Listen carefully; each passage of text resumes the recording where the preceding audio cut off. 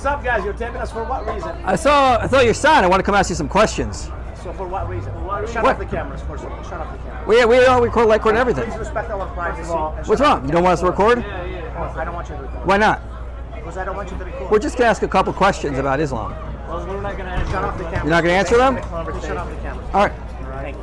All right, thank you. Let's get out of here. Just want to say I find it odd. You set up a Dahwah table here at a big Tucson event, and the moment someone comes up and wants to talk to you, you panic because you see a camera. What does that say? You don't want your tactics being shown to the rest of the world.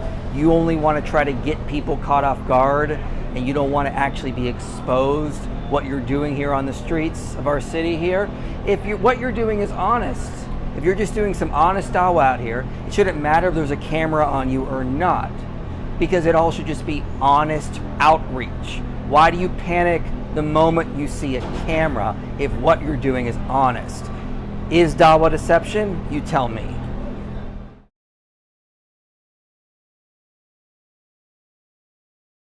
You guys are out here witnessing, talking to people, trying to convert people?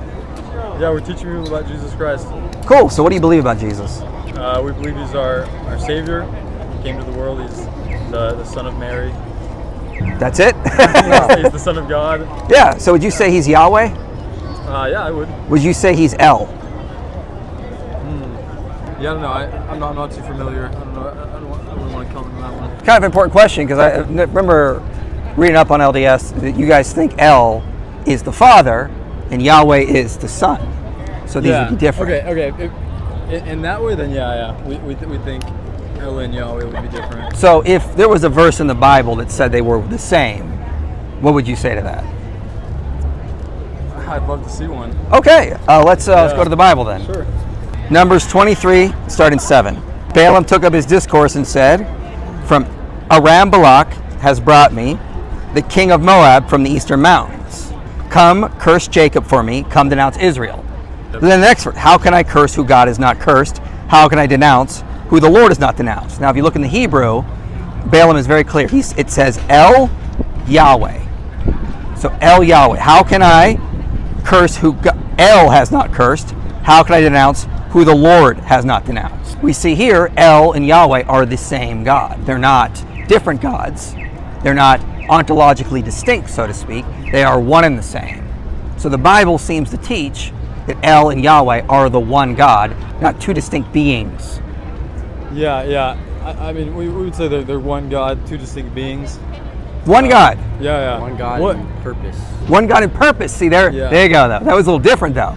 Should I show you another verse? Sure. So let's go to Genesis 19. Now, you would say there's one Yahweh, right? Yeah. Well, in this passage, we see something kind of interesting. It says, "Then Yahweh rained on Sodom and Gomorrah sulfur and fire from Yahweh out of heaven." Mm-hmm. So there's two Yahwehs there, isn't there?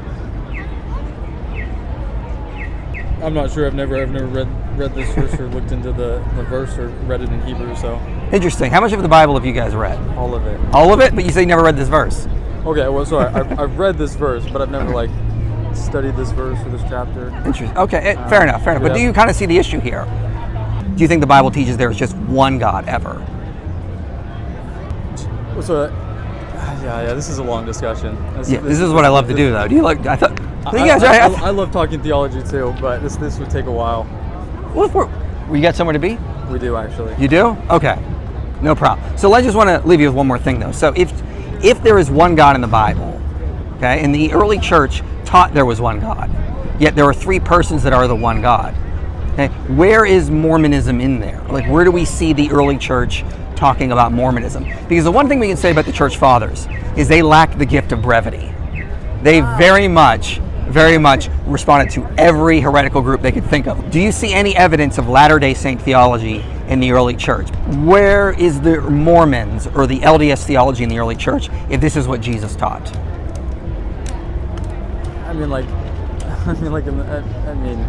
the early church, they believed in Jesus Christ. They believed that he was, They believed in the orthodoxy, though, what most Christians today believe, Protestant, Catholic, and Orthodox. But doesn't the LDS Church disagree with what Orthodox Christians believe? As far as what? Well, in terms of who God is, how to get to heaven, Probably, yeah. Yeah. So Yeah. my question is like we know we can see the church fathers teaching theology as to what Christians believe today. Where is the evidence of Mormon theology in the early church? Well, I mean, Wouldn't that be a problem for Joseph Smith claiming that kind of stuff?